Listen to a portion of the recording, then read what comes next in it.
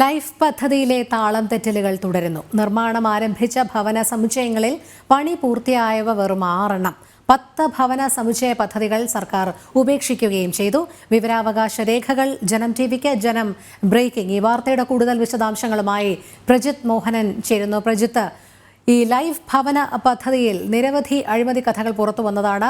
ഈ താളം തെറ്റലുകൾ ഇപ്പോഴും തുടരുന്നു എന്നുള്ളത് തന്നെയാണ് ജനം ടിവിക്ക് മനസ്സിലാക്കാൻ സാധിക്കുന്നത്. വിവരാവകാശ രേഖകളിലൂടെ നിർമ്മാണം ആരംഭിച്ച ഭവന സമുച്ചയങ്ങളിൽ പണി പൂർത്തിയായവ വെറും 6 മാത്രമാണ്. അതുമാത്രമല്ല 10 ഭവന സമുച്ചയ പദ്ധതികളാണ് സർക്കാർ ഉപേക്ഷിക്കുകയും ചെയ്തിരിക്കുന്നത്. 2016 ഭൂരഹിതരും പാർപ്പിടരഹിതരുമായ എല്ലാവർക്കും 5 വർഷത്തിനുള്ളിൽ പാർപ്പിടം ലഭ്യമാക്കുമെന്ന വലിയ പ്രഖ്യാപനവുമായിട്ടാണ് സംസ്ഥാന സർക്കാർ ലൈഫ് മിഷൻ പദ്ധതി ആരംഭിച്ചത്. എന്നാൽ കുറച്ചു കാലം കഴിഞ്ഞപ്പോൾ തന്നെ കോഴ ആരോപണങ്ങളും അഴിമതി ആരോപണങ്ങളും ഒക്കെയായി പദ്ധതിയുടെ നിറം കെട്ടുപോകുന്ന സാഹചര്യം ഉണ്ടാകുന്നു. അന്നത്തെ ആ വിവാദങ്ങളൊക്കെ നമുക്ക് ഓർമ്മയുള്ളതാണ്. എന്തായാലും അതിനുശേഷം സംസ്ഥാന സർക്കാരും ഈ പദ്ധതിയോട് വലിയ താല്പര്യമില്ലെന്നതിൻ്റെ തെളിവാണ് ഈ ലൈഫ് മിഷനുമായി ബന്ധപ്പെട്ട് പ്രത്യേകിച്ച് ഫ്ളാറ്റ് സമുച്ചയങ്ങളുമായി ബന്ധപ്പെട്ടുള്ള പദ്ധതികളെ ഈ മെല്ലെപ്പോക്കും കാലതാമസവും അല്ലെങ്കിൽ പദ്ധതിയുടെ കെടുകാര്യസ്ഥതകളും എന്ന് പറയുന്നത്. ഏതാണ്ട് 38 ഭവന സമുച്ചയങ്ങളാണ് സംസ്ഥാനത്തിന്റെ വിവിധ ഭാഗങ്ങളിൽ ആരംഭിക്കാൻ സർക്കാർ പദ്ധതിയിട്ടിരുന്നത്. അതിൽ ഇപ്പോൾ പൂർത്തിയായത് വെറും 6 മാത്രമാണ്. 6 പദ്ധതികൾ മാത്രമാണ് നിലവിൽ പൂർത്തിയായത് എന്നുള്ളതാണ് ഈ വിവരാവകാശ രേഖകളിലൂടെ നമുക്ക് വ്യക്തമാകുന്നത്. അതോടൊപ്പമാണ് 22ഓളം പദ്ധതികൾ അത് ഇഴഞ്ഞു നീങ്ങിക്കൊണ്ടിരിക്കുന്നു. ഇവയിൽ പലതും പദ്ധതി പ്രവർത്തനങ്ങൾ നിലച്ച രീതിയിലാണ് മുന്നോട്ട് പോകുന്നത്. കാരണം പലയിടത്തും നിർമ്മാണ പ്രവർത്തനങ്ങൾ നടക്കുന്നില്ല. പല കെട്ടിടങ്ങളും കാട് മൂടിക്കിടക്കുന്ന അവസ്ഥയൊക്കെയുണ്ട്. പണ്ട് പലപ്പോഴായി നമ്മൾ ഈ വാർത്തകൾ നൽകിയിട്ടുള്ളതാണ്. ഒരു ഭവന സമുച്ചയ പദ്ധതിയുടെ ജോലി ആരംഭിക്കും, പിന്നീട് അത് പകുതി വഴിയിൽ വെച്ച് നിലച്ചു പോകും. പിന്നീട് അതിലേക്ക് സർക്കാരോ ഈ പറയുന്ന ലൈഫ് മിഷന്റെ ആളുകളോ തിരിഞ്ഞു നോക്കാത്ത സാഹചര്യം ഉണ്ടാകും. കരാറുകാരും ആ മേഖലയിലേക്ക് തിരിഞ്ഞു നോക്കില്ല. അങ്ങനെ നിലച്ച രീതിയിൽ തന്നെയാണ് ഭൂരിപക്ഷം പദ്ധതികൾ ഉള്ളതുമെങ്കിലും വിവരാവകാശ രേഖയിൽ സർക്കാർ പറയുന്നത് 22 പദ്ധതികളുടെ പണി പുരോഗമിച്ചുകൊണ്ടിരിക്കുകയാണ് എന്നുള്ളതാണ്. 10 ഭവന സമുച്ചയ പദ്ധതികൾ പൂർണ്ണമായും സർക്കാർ ഉപേക്ഷിച്ചു എന്നുള്ളതും ഈ വിവരാവകാശ രേഖയിൽ നമുക്ക് മനസ്സിലാകുന്നുണ്ട്. നിലവിൽ 8 ജില്ലകളിൽ മാത്രമാണ് ഈ ഭവന സമുച്ചയങ്ങളുടെ പൂർത്തിയായ ഭവന സമുച്ചയങ്ങളിൽ ആളുകൾക്ക് ഈ രീതിയിൽ താമസത്തിനുള്ള സൗകര്യം നൽകിയിട്ടുണ്ട് എന്നുള്ളതും വിവരാവകാശ രേഖയിൽ സർക്കാർ പറയുന്നുണ്ട്. അതിൽ തന്നെ ചില ആശയക്കുഴപ്പങ്ങളൊക്കെ നിലനിൽക്കുന്നുണ്ടെങ്കിലും സർക്കാർ നൽകുന്ന വിവരം അനുസരിച്ച് നിലവിൽ 926 പേർക്കാണ് ഈ രീതിയിൽ ഭവന സമുച്ചയങ്ങളിൽ താമസ സൗകര്യം ലഭ്യമാക്കിയിട്ടുള്ളത്. ഈ വിവരാവകാശ രേഖയിൽ തന്നെ നമ്മൾ ശ്രദ്ധിക്കേണ്ട മറ്റൊരു കാര്യം, പത്തനംതിട്ട, ആലപ്പുഴ, പാലക്കാട്, കോഴിക്കോട്, വയനാട്, കാസർഗോഡ് ജില്ലകളിൽ ഒരാൾക്ക് പോലും ഈ രീതിയിൽ ഫ്ളാറ്റ് ലഭിച്ചിട്ടില്ല.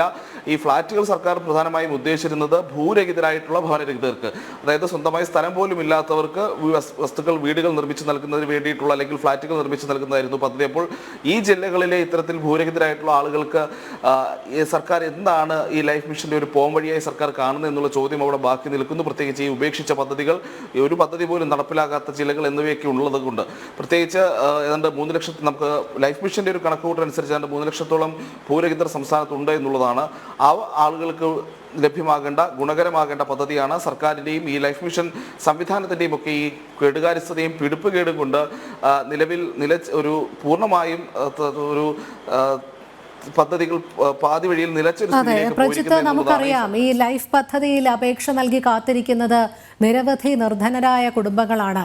ഇത്തരത്തിൽ ഈ താളം തെറ്റുന്ന ലൈഫ് പദ്ധതി, അതോടൊപ്പം ഉപേക്ഷിക്കപ്പെടുന്നവ, ഇവയൊക്കെ വലിയ രീതിയിലുള്ള കനത്ത തിരിച്ചടി തന്നെയല്ലേ ഈ അപേക്ഷകരെ സംബന്ധിച്ചിടത്തോളവും ഭൂരഹിതരായവരെ സംബന്ധിച്ചിടത്തോളവും വീടില്ലാത്തവരെ സംബന്ധിച്ചിടത്തോളവും ഒക്കെ ഉണ്ടാകുന്നത്. തങ്ങൾ ഇത്രയധികം വീടുകൾ നിർമ്മിച്ചു നൽകി, ഭൂരഹിതരായ ആരുമില്ല, വീടില്ലാത്തവർ ആരുമില്ല എന്നൊക്കെ പ്രചാരണ വേളയിൽ സർക്കാർ നിരന്തരം പറയുന്നുണ്ട്. പക്ഷേ എത്ര എണ്ണമാണ് പണി പൂർത്തിയാക്കുന്നത് എന്നുള്ള കാര്യത്തിൽ നമുക്കറിയാം, കണക്കുകൾ ഇഴഞ്ഞു നീങ്ങുന്ന സ്ഥിതിവിശേഷം തന്നെയാണ് കാണിക്കുന്നത്.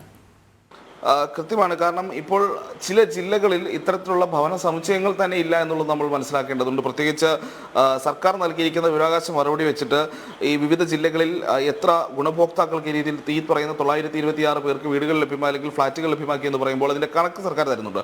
അതിൽ തന്നെ പത്തനംതിട്ട, ആലപ്പുഴ, പാലക്കാട്, കോഴിക്കോട്, വയനാട്, കാസർഗോഡ് ജില്ലകളിലൊന്നും ഒരാൾക്ക് പോലും സർക്കാർ ഈ രീതിയിൽ ഈ ഭവന സമുച്ചയങ്ങളിൽ വീടുകൾ ലഭ്യമാക്കിയിട്ട് അല്ലെങ്കിൽ ഫ്ളാറ്റുകൾ ലഭ്യമാക്കിയിട്ടില്ല എന്നുള്ളതുകൊണ്ട് അപ്പോൾ ഈ ജില്ലകളിലേക്ക് നേരത്തെ സർക്കാർ വിവിധ പദ്ധതികൾ പ്രഖ്യാപിച്ചിട്ടുണ്ട്. ചില ജില്ലകളിൽ 3ഉം 4ഉം പദ്ധതികൾ, പ്രത്യേകിച്ച് ഭവന സമുച്ചയങ്ങളുമായി ബന്ധപ്പെട്ട് 3ഉം 4ഉം ഭവന സമുച്ചയങ്ങൾ വിവിധയിടങ്ങളിലായി പ്രഖ്യാപിച്ചിരുന്നു.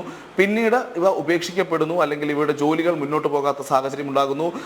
ഒരുപക്ഷെ ചില ഫ്ളാറ്റുകളുടെയൊക്കെ ഒരു സാഹചര്യം എന്ന് പറയുന്നത് മുൻപ് നിർത്തിയിടത്ത് നിന്നും വീണ്ടും പെട്ടെന്ന് ജോലി തുടരാൻ കഴിയാത്ത സാഹചര്യമാണ്. പലതും കാലപ്പഴക്കം വന്നിട്ടുണ്ട്. പല കെട്ടിടങ്ങളുടെയും ഈ സ്ട്രക്ചറുകളൊക്കെ പടിഞ്ഞ് പകുതി വഴിയിൽ നിർത്തി പിന്നീട് അത് ഉപയോഗിക്കാൻ കഴിയാത്ത രീതിയിലേക്ക് പോയിട്ടുണ്ട്. അങ്ങനെ വലിയ രീതിയിൽ ജനങ്ങളുടെ പണം നശിപ്പിക്കുന്ന രീതിയിലേക്കാണ് ഈ പദ്ധതി പലപ്പോഴും പലയിടത്തും ചെല്ലുന്നത്. അതിൽ ഏറ്റവും സിമ്പിളായി, ഏറ്റവും ലളിതമായി നമ്മൾ പറയുമ്പോൾ ഈ വിവിധ കാരണങ്ങളാൽ 10ഓളം ഭവന സമുച്ചയ പദ്ധതികൾ സർക്കാർ റദ്ദാക്കിയെന്ന് പറയുമ്പോൾ തന്നെ ഒട്ടും അവധാനതയില്ലാതെയാണ് ഈ ലൈഫ് മിഷൻ പദ്ധതിയുമായി ബന്ധപ്പെട്ട് ഇത്തരം പല പദ്ധതികളും പലയിടത്തും പ്രഖ്യാപിച്ചതും ആരംഭിച്ചതും എന്നതിനെല്ലാം അത് തെളിവാണ്.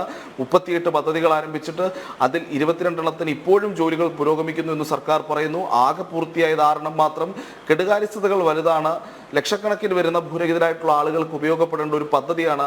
സംസ്ഥാന സർക്കാരിൻ്റെയും ലൈഫ് മിഷന്റെയും ഈ അവധാനതയില്ലാത്ത മുന്നോട്ട് പോക്ക് മൂലം ഇത്തരത്തിൽ പാതി വഴിയിൽ നിലച്ചതിന് സമാനമായി നിൽക്കുന്നത്. രോഹിണി. ശരി, പ്രജിത് മോഹനനാണ് വിശദമായ വിവരങ്ങൾ നൽകിയത്.